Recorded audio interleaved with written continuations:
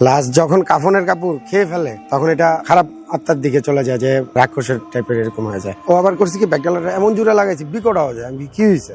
ভাই যদি জান নিয়ে বাঁচাতে চান তাহলে দৌড়ান। আমি বললাম যে ভাই আমার কাছে জগ আছে, তুমি খালি কাপড়টা টান দিবা, আমি বাড়ি দিব। এই তখনই আমি ডেড বডি মারা শুরু করি। আমার নাম আলামিন আলিফ, পেশায় আমি ড্রাইভিং করি আর স্টুডেন্ট, ড্যাফোডিল ইউনিভার্সিটিতে আছি। আমার সাথে দুইটা তিনটা ভৌতিক ঘটনা ঘটছে, তার ভিতরে একটা এখনো সবচেয়ে স্মরণীয় হিসেবে আছে। সেটা হচ্ছে একটা 999 কলের ডেড বডি আমরা উঠেছিলাম। তো ওই ডেড বডিটা উঠানোর পর থেকে আমাদের ঝামেলাটা হচ্ছে। অ্যাম্বুলেন্স আগে চালাইছি, তারপরে এখন রেন্টের বিজনেস করতেছি। রাত্রে 7টার দিকে একটা ফোন আসছে 999 থেকে, যে ঢাকা মেডিকেল থেকে একটা লাশ নেওয়া লাগবে, যাবে গোপালগঞ্জ। তখন পদ্মা সেতুটা হয়নি।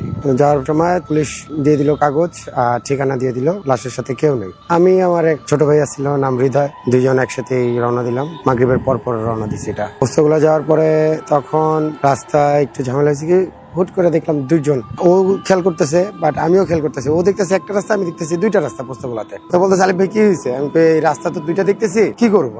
কই দুইটা দেখো, এই যে সোজা এক রাস্তায় তো। নাম একটু নামে দেখি, নামলাম। নামার পরে স্মোক করি, সিগারেট জ্বালালাম। সিগারেট জ্বালানোর পর দেখলাম যে না, রাস্তা ঠিক আছে। আবার স্টার্ট দিলাম। কিছু দূর যাওয়ার পরে শ্রীনগর পার হয়েছি। তখন মানে এশারের আজানের পরের অবস্থাটা, পিছনের বাম পাশের চাকা এট ফার্স্ট ব্লাস্ট হয়, পিছনের বাম পাশের চাকা।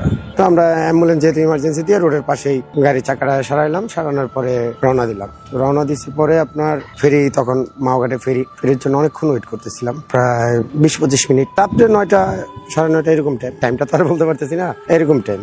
আমরা গোপালগঞ্জের উদ্দেশ্যে রওনা দিয়েছিলাম। এদিক থেকে আমাদের মাওয়া দিয়ে আমরা গেলে কাছে হয়, আবার আরিচা দিয়েও যাওয়া যায়। আরিচা দিয়ে যাইনি, আমরা মাওয়া দিয়ে গেছি। ওদিক থেকে যখন যাই, ফেরিঘাটটা আমরা ক্রস করে যখন যাই, তখন আমাদের একটু ইঞ্জিন নিয়ে একটু ঝামেলা হয়েছিল, যার কারণে আমাদের রাত্রের গাড়িটা নিজেরাই সার্ভিসিং করতে অনেক সময় লেগে যায়। রাত্রে তখন 1টা-1:30টার দিকে আমাদের গাড়িটা আবার ঠিক হয়। তো ওই পর্যন্ত ডেড বডি আমাদের গাড়ির ভিতরেই ছিল। তো নিজেরাই ঠিক করি, আমি আর হৃদয় নিয়ে দুজনে যখন ঠিক করে যখন রওনা দিছি, তখন রোড পুরো মরুভূমির মতো ফাঁকা ছিল। ডেড বডির সাথে আমাদের একটা ঠিকানা লিখে দিয়েছিল, আর ওইখানের যে মেম্বার ছিল তার মোবাইল নাম্বারটা ছিল। তো ওনার সাথে আমরা কন্ট্যাক্ট করছি যে ভাই আমাদের গাড়িটা একটু নষ্ট হয়েছে, আসতে দেরি হবে। তো ভদ্রলোক খুবই অমায়িক ছিল, ভাই আপনি টেনশন নেই, আমি সারা রাত আপনার জন্য ওয়েট করবো, আপনি আস্তে ধীরে আসেন। আমরা যখন রওনা দিই তখন রাত্রে বাজে 2টা-2:30 এরকম টাইম।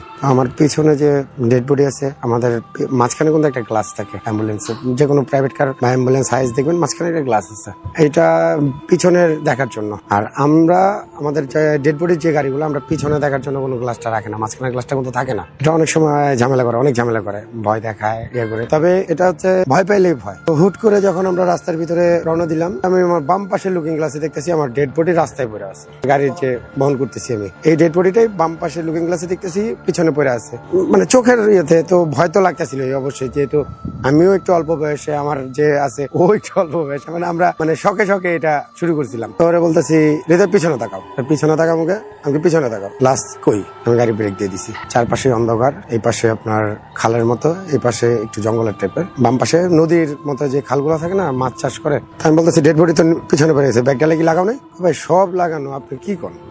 ডেড বডি আছে। মিররে দেখলাম ডেড বডি, আর দেখতেছি না। হৃদয় বলতেছে ভাই নামবো, আমি না নামা লাগবে না, নামলে হয়তো ঝামেলা হতে পারে, চল আল্লাহর নাম নিয়ে রওনা দিই। কিছু দূর যাওয়ার পরে দূর থেকে দেখতেছি একটা মানুষ ক্রসিং করতেছে। তো লম্বা একটা সরু রাস্তার ভিতরে যখন একটা মানুষ এই পার থেকে এই পার যায়, বোঝা যায়। আর যখন আমি কাছে গেছি তখন দেখতেছি মানুষটা নাই। ডান পাশে তাকায় দেখি যে এই পাশেও খাল, এ পাশেও খাল। তো মানুষটা এই পার থেকে এই পার যাওয়ার পরে কোথায় গেল? এটা আপনার মাওয়ার পরে ফরিদপুরের রাস্তার এই ঝামেলাগুলো হচ্ছিল। এটা দেখার পরে হৃদয় দেখছে ভাই একটা মানুষ পার হয়েছে, আমিও দেখছি। হৃদয় বলতেছে ভাই মানুষটা কই গেল?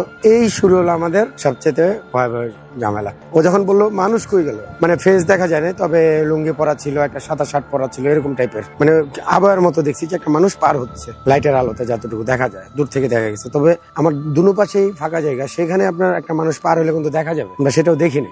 আমরা আবার রওনা দিই। এর ভিতরে আমাদের সূরা কালাম যা পড়ার পড়তেছি, আবার আমাদের যে MP3 প্লেয়ার আছে এটার ভিতরে আমরা আরবি সূরা ছেড়ে দিছি। তখন ভয় পাই নাই বলতে ভুল হবে, তখন ভয় পাইছি। তারপরে ওরকম ভয়টা পাই নাই যে ভয়টা আমরা শেষ ফিনিশিং এ পেয়েছি। রওনা দিই। কিছু দূর যাওয়ার পরে এমন একটা রাস্তার ভিতরে গাড়িটা বন্ধ হয় যা বলার বাইরে। ঠাস করে আপনার সামনের বাম পাশের চাকা ব্রাস্ট হয়ে গেছে। আর সামনের চাকা ব্রাস্ট হওয়া সবচেয়ে গাড়ি কন্ট্রোল করা খুব টাফ। আমি ব্রেকও দিতে পারতেছি না, ব্রেক দিলে গাড়ি পল্টি খেতে পারে। তো আস্তে আস্তে আস্তে আস্তে আস্তে আস্তে ওই স্পিডেই আস্তে আস্তে আস্তে আস্তে ব্রেক হলো গাড়িটা। যখন জক চেঞ্জ করার জন্য বের করছি যে হৃদয় চাকা বের করো। আরেকটা জিনিস বলে, আমাদের অ্যাম্বুলেন্সে কিন্তু 2টা চাকা থাকে এক্সপায়ার, অনেক সময় 3টা চাকা অনেকের কাছে থাকে যারা লাশবাহী গাড়িটা। 2-3টা চাকা রাখার উদ্দেশ্য হচ্ছে আমাদের যদি গোসল করে আমরা লাশ গুলা নেই তাহলে ভালো, যে ডেড বডিটা গোসল করে উঠাই ভালো, আর যদি গোসল করে না উঠাই একটু রাস্তা সমস্যা করা। যেহেতু আমাদের ফার্স্ট স্টার্টিং আমাদের অ্যাম্বুলেন্স, ওরকম অভিজ্ঞতাও নাই, এটাই ফার্স্ট। আমাদের চাকাটা যখন ব্রাস্ট হয়ে যায় তখন আমরা আস্তে আস্তে আস্তে আস্তে গাড়িটা নিয়ন্ত্রণে নিয়ে আসি।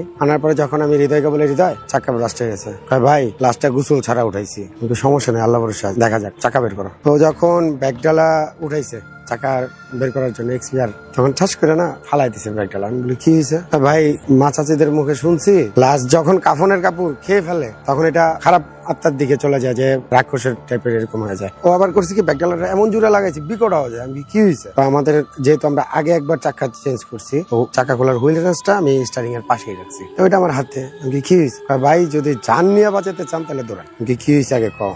ভাই আমার বাবা মা বা দাদির মুখে আমি শুনছি, ছোটবেলা অনেক গল্প শুনছি, যে কখনো যদি লাশ কাফনের কাপড় খেয়ে ফেলে তাহলে ওনাদের শরীরে অশরীরিক কোনো কিছু ভর করে, তখন আমাদের ক্ষতি করবে, আর যারাই আছি সবাই মেরে ফেলবে। কি উল্টা পাল্টা বলতেছে? আমি তো অলরেডি মনে করেন আমার ভিতরে পুরো ঘেমে অবস্থা খারাপ, তারপরেও আমি সাহস পেতেছি যে ভয় পাইও না, দেখতেছি। তারপরে বুঝতে দিতেছি আমি কি সমস্যা হয়েছে বলতো। ভাই আপনি কাফনের কাপড় খাই ফেলতেছে। আমি কাফনের কাপড় খাবো কেন? আর দ্বিতীয়ত হচ্ছে আমাদের একটা ফল্ট ছিল, সেটা হচ্ছে আমরা লাস্ট যখন আমরা স্ট্রেচারে উঠাই তখন আমরা এখানে একটা বেল্ট লাগাই। তো লাস্টটা আপনার এত অবস্থা খারাপ ছিল যে গলা লাশ, প্রায় 5-7 দিন আগে হয়তো বা মারা গেছে। আমি যতটুকু শুনছি উনি এখানে আলাদাভাবে থাকতো, ফ্যামিলি ছাড়া, ফ্যামিলি আরেক জায়গায় থাকতো। তো যে ঘরে স্ট্রোক করছে, তো ঘরে যখন গন্ধ ছুটে গেছে তখন প্রতিবেশীরা ওই লাশটা বের করছে। লাশটা অনেক ফুলে গেছিল, নরম হয়ে গেছিল, পানি টাইপের। তবে ওনাকে আবার পলিথিনে আমরা লক মুখ করে রাখছি, জাস্ট ফেসটা আর হচ্ছে আপনার এতটুকু একটু ঠিক করে রাখা হয়েছে। এই গলা লাশটা যখন পড়ে গেছে তখন দেখা যাচ্ছে যে আমাদের উপরে যে একটা কাপড় দিই, এই কাপড়টা এভাবে আটকে আছে। ব্রেক ফেল অবস্থায় কখন কি হয়েছে নিজেরও বলতে পারি। আমি বললাম যে ভাই যা হয়েছে হয়েছে, তুমি ভয় পাও? আমি আছি তো। হ্যাঁ ভাই আমি ভয় পাই না, সমস্যা নেই। দৌড়তে বলছে যান বাঁচানোর জন্য, এটা ওর মনের ভয়। আর আমরা তো আমাদের গাড়ি আর লাস্ট, যেহেতু আমাদের কাঁধের উপরে একটা দায়িত্ব দিচ্ছে, সেজন্য আমরাও এখান থেকে চলে যেতে পারছি না। যেমন ধরেন একটা যাত্রী উঠেই, একটা যাত্রী যে পর্যন্ত নিরাপদ গন্তব্যস্থানে আমরা না পৌঁছাতে পারি সে পর্যন্ত আমাদের যত খারাপই লাগুক শরীর, আমরা কিন্তু বলি না। দেখা যায় অনেক সময় ঘুম চোখ লাগে, এই লাগে, আমরা রেস্ট নেই না। আমরা আগে আমাদের কাজ শেষ করব, তারপরে রেস্ট নিব। তো সেই অবস্থায় আমরা যখন আমি বললাম যে ভাই আমার কাছে জগ আছে, তুমি খালি কাপড়টা টান দিবা, আমি বাড়ি দিই। এই তখনই আমি ডেড বডি মারা শুরু করি। ওরে বললাম যে তুমি ব্যাগডালা উঠাই খালি কাপড়টা টান দিবা, আর আমি জগ দিয়ে পিটাবো। ভাই বুঝছেন? ধরলে আমি কি, তুমি ভয় পাও না, তোমার আগে আমি থাকবো, আমার আগে খাইবো, তারপরে তোমার ক্ষতি করবো। ভাই ঠিক আছে ভাই। তো ও যখন ধরছে এর ভিতরে আমি বাড়ি দিতেছি জগ দিয়ে। আমাদের জগটা হচ্ছে এরকম 4 কোণার চাকা খোলার হেভি জগ, ওটা দিয়ে হুইল রেঞ্চার দিয়ে তখন বাড়াবাড়ি করার পরে দেখি চলে আসছে। এর ভিতরে আল্লাহর কি রহমত, একটা বাস আসছে। যখন দেখছি অ্যাম্বুলেন্স এইভাবে তেরা অবস্থা, তো বাস বলতেছে কি সমস্যা। যখন বাস দেখছি আমরা ওই ব্যাগটা লাগাই দিয়েই দৌড়ে গেছি যে ভাই আমাদের একটু হেল্প করেন। বাস আলা আবার মুরব্বী ছিল। তো বাস পরিবহনটা আমাদের খুব জনপ্রিয় পরিবহনের ব্যানার, নামটা বলবো না, হয়তো বা এখানে নামটা বলতে চাচ্ছি না আমি। তো মুরব্বী বলতেছে কি হয়েছে? আঙ্কেল আমাদের তো একটা লাশ নিয়ে আমরা খুব বিপদে পড়ে গেছি। ওরা বলতেছে তোমাদের বয়স কত? বয়স যাই হোক, লাশ নিয়ে এই রোডে এত রাত্রের বেলা কেউ আসে? পিছনের যে যাত্রীরা ছিল ওনারা বলতেছে এইগুলা ঢাকায়, এর উপর দিয়ে চলে যান। ড্রাইভার বলতেছে না, ওনাদের চোখে মুখে ভয় দেখতেছি, ওনাদের যে অবস্থা দেখতেছি পুরো শরীর চুপচুপে ভিজা, এটা গোসল না আর পানিরও ভিজা না, এটা তাদের অরিজিনালি ঘাম। বাবা কি হয়েছে বলো? আঙ্কেল আমরা তো লাশ নিয়ে আসছি, আমার যে ওস্তাদ ছিল সে তো একটু অসুস্থ, 399 একটা ফোন আসছে, লাশটা নিয়ে আমরা গন্তব্যের উদ্দেশ্যে রওনা দিচ্ছি, কিন্তু রাস্তায় খুব ঝামেলা করতেছে। তো লোকটা একটু হুজুর টাইপের ছিল, গাড়ির ড্রাইভারটা। তো হেল্পারটা বলতেছে এই নিচে নেমে একটু দেখ। আমার এসে বলতেছে তোমার এই অবস্থা কেন?